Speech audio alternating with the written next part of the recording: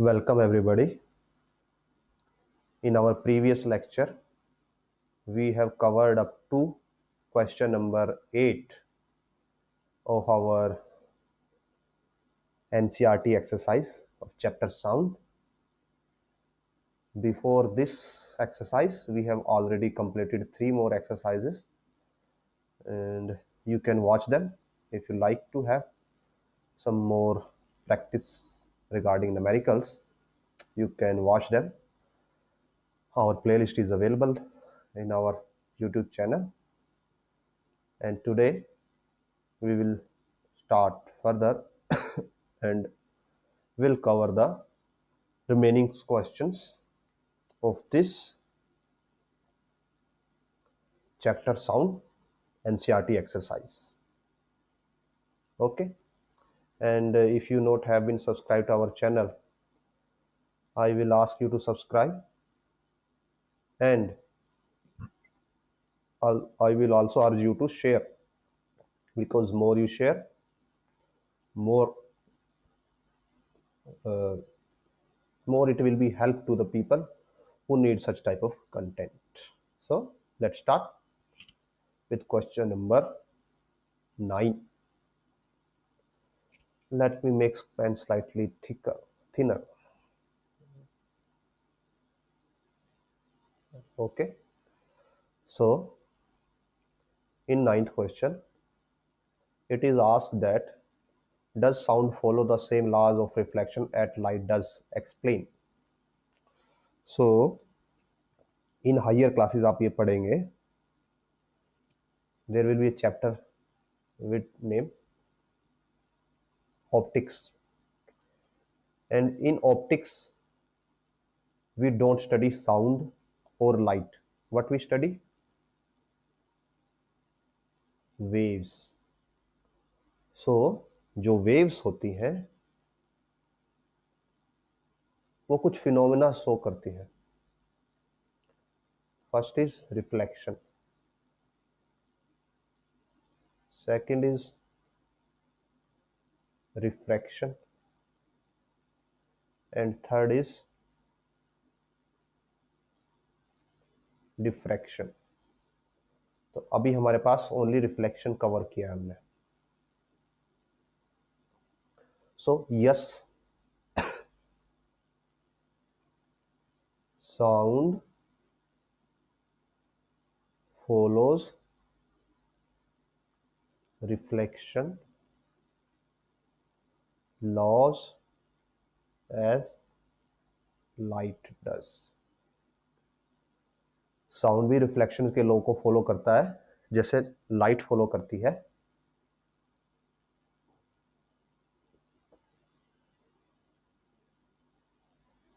और normally reflection का laws क्या होते हैं? जैसे फर्स्ट लॉज होता है जो आप बेसिक अंडरस्टैंड करेंगे.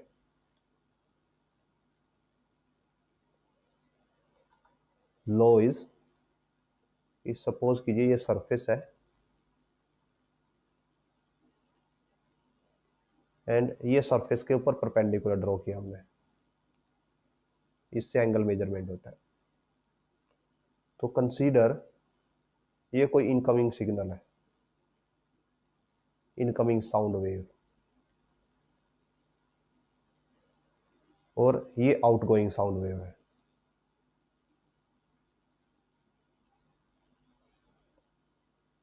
तो लॉस ऑफ रिफ्लेक्शन क्या बोलते हैं? ये जो एंगल होगा इनकमिंग एंगल, ये किसके इक्वल होता है? आउटगोइंग एंगल के. इसको बोला जाता है एंगल आई, इसको बोला जाता है angle R. Incident angle, reflected angle. और यही एग्जांपल आपने जब हमने थ्योरी की थी उसमें देखा था, जहां पे क्या हो रहा था कि हमारे पास एक पाइप था,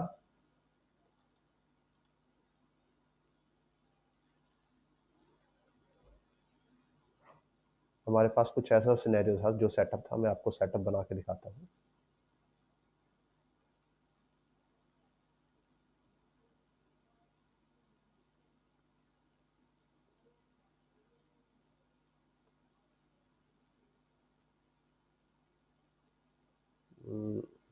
Wait, I have to choose different color.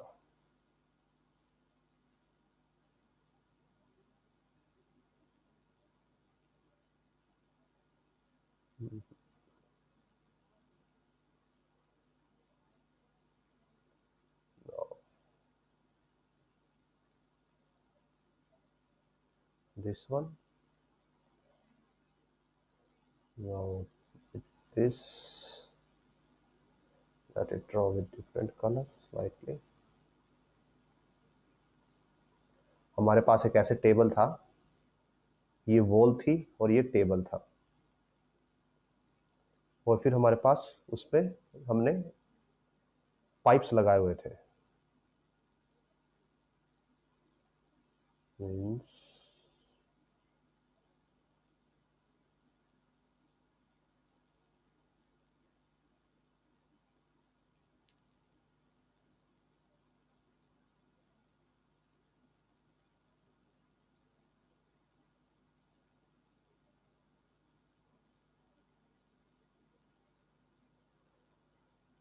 let me draw it them normally. So हमने क्या किया हुआ था, एक पाइप ऐसे बनाया हुआ था,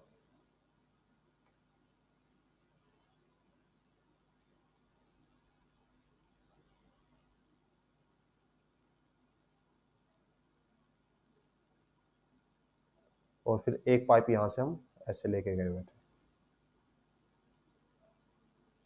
और बीच में हमने दीवार बनाई हुई थी। अब क्या हो रहा था कि जो साउंड है, यहां से साउंड जाता है, वॉल पे स्ट्राइक करता है और रिफ्लेक्ट होके यहां से हमें सुनाई दे रहा था। यहाँ पे पर्सन होता है, उसको सुनाई देता है। सो ये जो एंगल है, इस इंसिडेंस का एंगल, ये रिफ्लेक्टेड एंगल के इक्वल था उस सिनेरियो में। सो यस, जो साउंड है वो रिफ्लेक्शन के लॉज को फॉलो करता है, एंड जो भी लाइट या कोई भी वेव जो भी लाइट लॉज फॉलो करेगी, वो साउंड भी फॉलो करेगा, बिकॉज साउंड भी क्या है, एक वेव है, एक्चुअली लॉन्गिट्यूडनल वेव है। तो लॉन्गिट्यूडनल वेव जो भी रूल्स को फॉलो करती है, साउंड सभी उन रूल्स को फॉलो करेगा। और अभी आपके पास रिफ्लेक्शन ही है, तो हम सिर्फ रिफ्लेक्शन की ही स्टडी करेंगे। So moving to next question.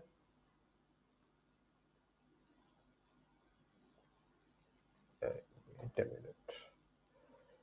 Let me look this.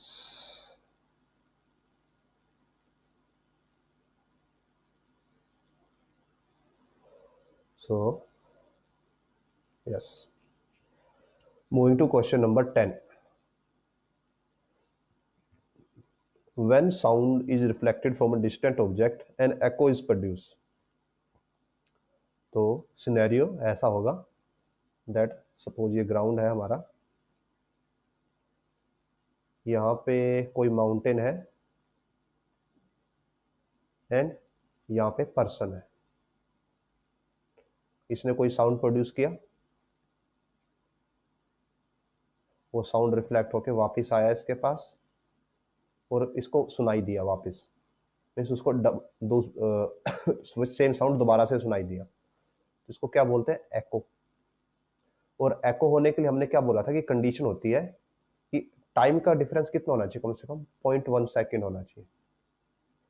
0.1 second क्यों होना चाहिए, बिकॉज जो हमारे ईयर्स होते हैं उनका एक रिस्पॉन्स रेट होता है। अगर 0.1 सेकेंड से पहले सिग्नल आ जाएगा तो वो उसको ओल्ड सिग्नल में ही मर्ज करके उसको रिकॉग्नाइज नहीं करेंगे एज ए सेपरेट सिग्नल।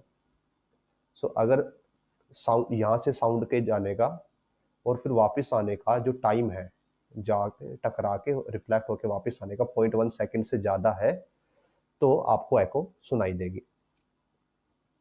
अब ये बोला गया है कि लेट द डिस्टेंस सेम रहता है, बाकी की सभी चीज़ें सेम रहती हैं, सिर्फ क्या होता है, डे होटर हो गया, मीन्स टेम्परेचर बढ़ गया, टेम्परेचर बढ़ गया। हमने आपको बताया था जो वेलोसिटी ऑफ साउंड है वो टेम्परेचर के निर्भर करती है। अगर टेम्परेचर बढ़ता है, अगर टेम्परेचर बढ़ गया मीन्स वेलोसिटी ऑफ साउंड भी इंक्रीज हो जाएगी। अब देखिए, सपोज करते हैं की वेलोसिटी ऑफ साउंड है 340 मीटर पर सेकेंड, तो 0.1 सेकेंड में कितना डिस्टेंस ट्रेवल होगा? डिस्टेंस हो जाएगा 340 इंटू 0.1 और 34 मीटर। मीन्स ये जो डिस्टेंस साउंड ट्रेवल करता है 34 मीटर होना चाहिए यहाँ से जाके वापस आने का, तो ये हाफ कितना हो जाएगा उसका? 17 मीटर। मीन्स ये जाता है साउंड 17 मीटर डिस्टेंस ट्रेवल करता है, फिर वापस आता है 18 मिनट, इतने में 0.1 सेकेंड होता है। तो हम इसको ले लेते हैं 18 मीटर। तो जब हम इसको 18 मीटर ले लेंगे तो क्या होगा? टाइम 0.1 सेकेंड से ज़्यादा हो जाएगा और हमें एको सुनाई देगी इस वेलोसिटी पे। अब आप क्या करते हो, टेम्परेचर बढ़ाते देते हो तो वेलोसिटी ऑफ साउंड बढ़ जाता है। तो जब वेलोसिटी बढ़ जाएगी तो ये डिस्टेंस भी बढ़ जाएगा। तो अगर आपको जस्ट बेयरली एको सुनाई दे रही है, बेयरली एको मीन्स जस्ट अगर आप थोड़ा सा भी डिस्टेंस कम कर दें और एको बंद हो जाए, ऐसे सिनेरियो में अगर आप टेम्परेचर बढ़ा दोगे तो भी एको बंद हो जाएगी, बिकॉज टेम्परेचर बढ़ने से वेलोसिटी ऑफ साउंड बढ़ गया। वेलोसिटी ऑफ साउंड बढ़ने से जो डिस्टेंस है साउंड ट्रेवल करेगा वो बढ़ जाएगा, और इन शॉर्ट उसको वेलोसिटी बढ़ने से टाइम कम लगेगा सेम डिस्टेंस ट्रेवल करने में। और अगर उसको टाइम कम लगता है तो वो 0.1 सेकेंड से पहले ही आपके कानों तक पहुंच जाएगा, और उससे क्या होगा? आपके ईयर्स डिफ्रेंशिएट नहीं कर पाएंगे एंड आपको एको नहीं सुनाई देगी। So this is question number 10। 11 की तरफ मूव करते हैं। Give two practical application of reflection of sound wave. तो रिफ्लेक्शन ऑफ साउंड वेव की प्रैक्टिकल एप्लीकेशन देनी है। हमने इसको थ्योरी में भी पढ़ा था। पहला तो डॉक्टर का जो स्टेथोस्कोप होता है, स्पेलिंग आप देख लीजिएगा, जो डॉक्टर का स्टेथोस्कोप होता है वो रिफ्लेक्शन ऑफ साउंड की एक एप्लीकेशन है। और दूसरा क्या होता है? जो लाउड स्पीकर्स होते हैं, लाउड स्पीकर्स होते हैं, हॉर्न्स होते हैं, जो व्हीकल के अंदर हॉर्न लगे होते हैं, वो सभी किसके एप्लीकेशन है? रिफ्लेक्शन ऑफ साउंड की। एंड एक और एप्लीकेशन है हियरिंग। मीन्स सपोज कीजिए ये कोई वॉल है और यहाँ पे आप खड़े हो और यहाँ पे आपका कोई फ्रेंड खड़ा है, तब भी आपका साउंड आपके फ्रेंड तक जा सकता है और आपका साउंड आपके एक दूसरे के साउंड एक दूसरे तक जा सकते हैं, आपका फ्रेंड तक और फ्रेंड का आप तक। जबकि दीवार से डायरेक्ट कम्युनिकेशन नहीं है, आपका साउंड ऐसे घूम के यहाँ पे कोई वॉल है अगर उससे रिफ्लेक्ट होके ऐसे वापस आता है, तो वो भी एक रिफ्लेक्शन ऑफ साउंड की एप्लीकेशन है। सो नेक्स्ट क्वेश्चन की तरफ मूव करते हैं। Question number 12।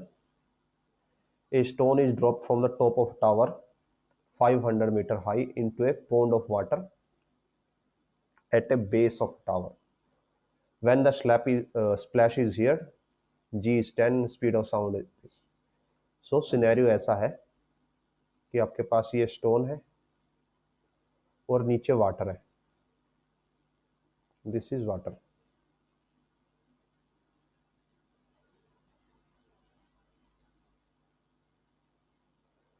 ओके, और जो डिस्टेंस है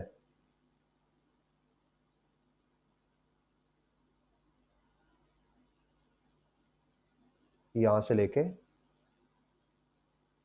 यहां तक, ये कितना गिवन है?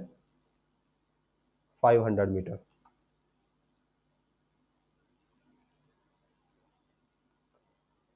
सो आपको ये बताना है कि जब यहां से स्टोन को ड्रॉप किया जाता है फिर वो पानी में गिरता है, और जब वो पानी में गिरता है तो वो साउंड प्रोड्यूस करता है, और वो साउंड वहां पे वापस ऊपर तक आएगा, आप तक आएगा यहां से ऐसे।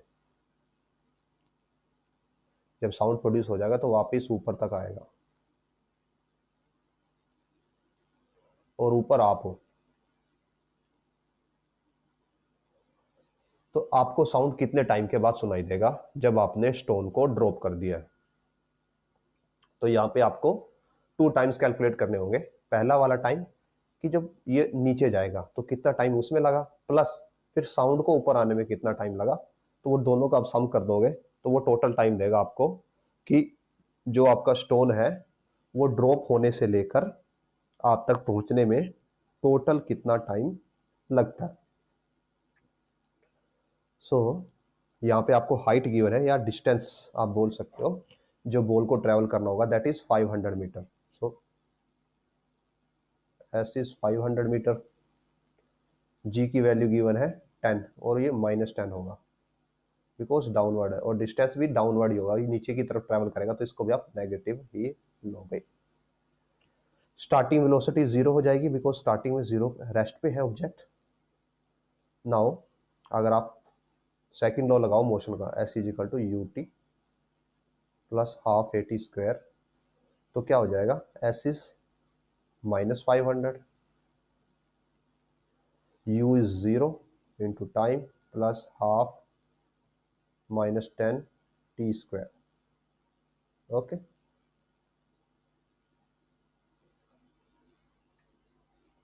सो -500 इज इक्वल टू, ये तो 0 हो जाएगा, ये देगा -5 T square and T square is equal to 100, T is equal to 10 second, means ball को नीचे जाने में 10 सेकेंड लगेंगे।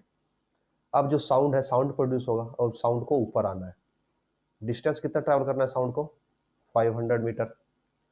साउंड की वेलोसिटी है 340 मीटर पर सेकेंड, तो यहाँ पे टाइम लगेगा डिस्टेंस बाय वेलोसिटी 500 बाय 340, इसको कट करोगे आप और सॉल्व करोगे तो ये आपको देगा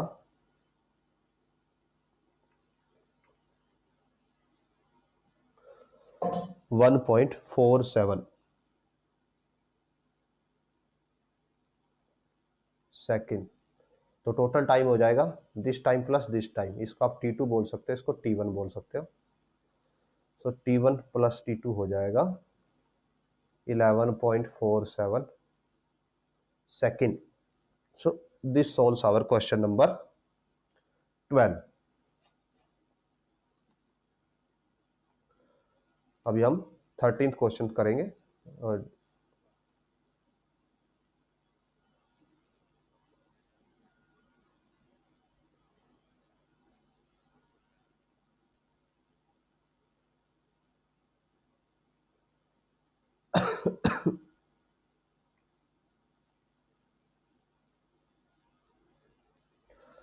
सो question number 13, a sound wave travels at a speed, speed given है, वेवलेंथ गिवन है, फ्रीक्वेंसी बतानी है और ये बताना है कि वो ऑडिबल होगी या नहीं होगी। सो स्पीड इज 339 मीटर पर सेकेंड, लैम्डा इज 1.5 सेंटीमीटर है, तो इसको लिख सकते हो आप 1.5 डिवाइड बाय 100 मीटर और 15 बाय 1000 मीटर। अब वेवलेंथ, फ्रीक्वेंसी और वेलोसिटी का एक रिलेशन होता है, velocity is lambda times frequency, so frequency equal to velocity by lambda. Velocity is 339 by lambda is 15 by 1000. It will give you 339 into 1000 by 15. So this will go to 23,113,22600 hertz और ये हो जाएगा 22.6 kilo hertz. अब जो हमारे पास Audible range होती है वो होती है 20 हर्ट्स टू 20,000 हर्ट्स और 20 किलो हर्ट्स। तो ये फ्रीक्वेंसी इससे ज़्यादा है, हाइयर है, मीन्स ये क्या होगी, non audible ultrasonic sound wave. Okay, now moving to next question. Question number 14. What is reverberation and how it can be reduced? So, reverberation में क्या होता है कि सपोज कीजिए this is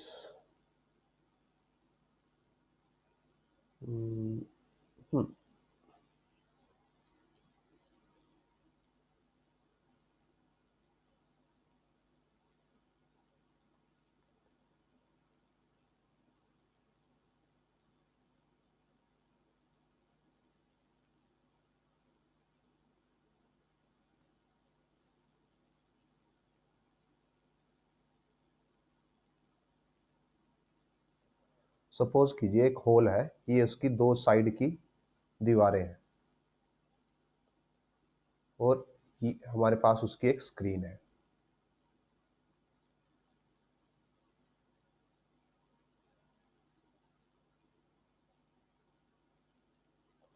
let me change this colour.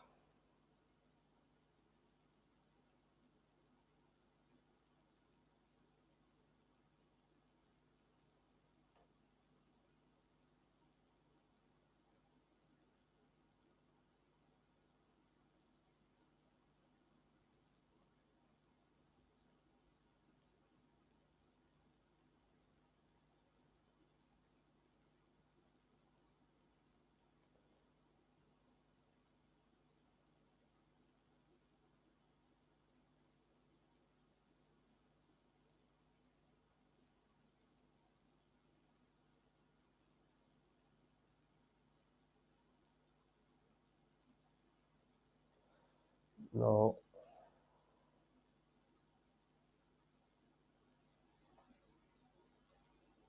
ये suppose screen है, सो setup like this. ये screen है और ये वॉल्स है, दो दीवारें हैं। अब क्या होता है कि सपोज कीजिए यहाँ पे ये पर्सन सिट कर रहे हैं यहाँ पे ऐसे, ये सीटिंग चेयर्स है। तो क्या होगा रिवर्बरेशन के केस में कि यहाँ से सपोज साउंड एमिट होता है, तो वो साउंड जाता है, हम इसके लिए सॉल्व करेंगे।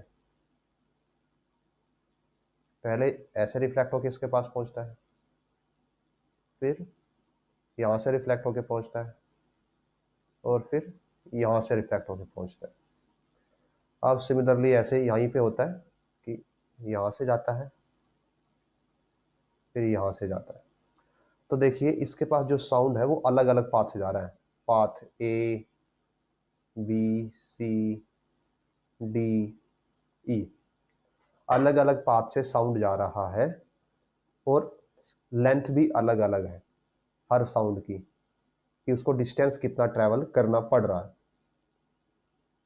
और हम बेसिकली ये बोल सकते हैं इस साइड के लिए तो एटलीस्ट कि जो ए का डिस्टेंस है वो सबसे कम है, फिर बी का डिस्टेंस है और फिर सी का डिस्टेंस है। अब साउंड की वेलोसिटी तो सबके लिए इक्वल है, तो अगर ए का डिस्टेंस कम है तो ए का टाइम भी कम होगा, उससे ज़्यादा बी का टाइम होगा, उससे ज़्यादा सी का टाइम होगा। मीन्स सेम साउंड या सेम डायलॉग जो यहाँ पे कोई एक्टर बोलता है तो वो उसके पास ए पाथ से आ रहा है, बी पाथ से आ रहा है और सी पाथ से आ रहा है, और ए पाथ से पहले पहुंच जा रहा है, बी पाथ से फिर थोड़ा डिले और सी पाथ से थोड़ा और डिले। मीन्स सेम डायलॉग उसको एटलीस्ट 3 बार सुनाई दे रहा है, कम से कम 3 बार सुनाई देना या किसी साउंड का मल्टीपल टाइम सुनाई देना ही क्या बोला जाता है, रिवर्बरेशन। अब हमें क्या करना है, इस चीज को मिनिमाइज करना है, यही हमारा क्वेश्चन है। हमने रिवर्बरेशन को डिफाइन कर दिया कि जब आपको सेम साउंड मल्टीपल टाइम सुनाई देता है due to reflection of sound, और ये सब किसकी वजह से हो रहा है, रिफ्लेक्शन ऑफ साउंड की वजह से हो रहा है। तो ये रिफ्लेक्शन ऑफ साउंड का एक बैड इम्पैक्ट है, ये बैड एप्लीकेशन है, उसकी एक खामी है। सो इसको आप रिड्यूस कैसे करेंगे? तो इसको रिड्यूस करने का मेथड क्या होता है? हम रिफ्लेक्शन को जीरो नहीं कर सकते। अगर सपोज करो हम क्या कर देते हैं, रिफ्लेक्शन को जीरो पे रिड्यूस कर देते हैं, तो क्या होगा, जो पर्सन है जो यहाँ पे बैठा है उसके पास ये वाला तो कोई साउंड जाएगा ही नहीं। तो क्या हो जाएगा उसके लिए, उसके पास यहाँ से कोई साउंड नहीं जाएगा और ना यहाँ से कोई साउंड जाएगा, बिकॉज हमने रिफ्लेक्शन को जीरो कर दिया।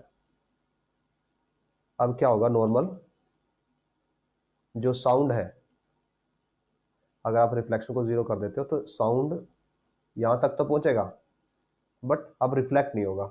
ऐसे ही साउंड यहाँ तक पहुंचेगा बट रिफ्लेक्ट नहीं होगा, तो जीरो नहीं कर सकते।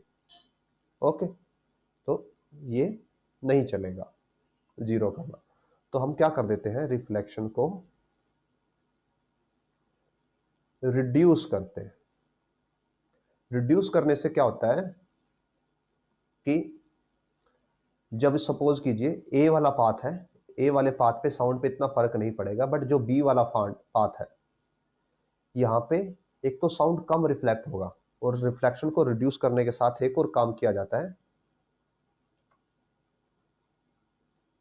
absorption of sound is increased, means क्या होगा कि ये जो पहले सरफेस था ये वाला जो इसको रिफ्लेक्ट कर रहा था, ये पहले बिल्कुल स्मूथ सरफेस होता है नॉर्मली, अब हम इसको थोड़ा सा रफ बना देते हैं। तो इसका रफ बनने से क्या हो जाता है कि जो पहले साउंड पूरा का पूरा रिफ्लेक्ट हो जाता था, इजीली रिफ्लेक्ट हो जाता था, तो अब वो पूरा का पूरा इजीली रिफ्लेक्ट नहीं हो पाता। मीन सपोज कीजिए पहले 100 था और 100 का 100 यहाँ पे पहुंच जाता था, अब 100 का 100 नहीं पहुंचता, अब सिर्फ 70 ही पहुंच पाता है। और जो साउंड जितना दूर से रिफ्लेक्ट होके आएगा उसको उतना ज़्यादा अब्जॉर्प्शन होता है। तो सपोज कीजिए ये वाला 100 था, ये तो ये 10 ही पहुंच पाएगा। तो इन दोनों की वजह से जो रिफ्लेक्टेड साउंड है उसका अमाउंट इतना कम हो जाता है कि वो अब आपके लिए इतनी बड़ी प्रॉब्लम नहीं होता। वो सिग्नल आपके कानों तक पहुंचता तो है बट सिग्नल इतना वीक हो जाता है कि अब वो कोई प्रॉब्लम फैक्टर आउट नहीं करता। तो ऐसे हम जो रिवर्बरेशन की प्रॉब्लम है उसको सोल्व कर देते हैं। सो नेक्स्ट क्वेश्चन पे मूव करते हैं, question number 15।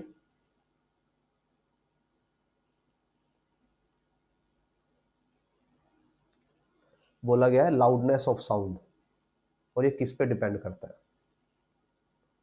So loudness of sound क्या होता है? Loudness of the sound is can be interpreted as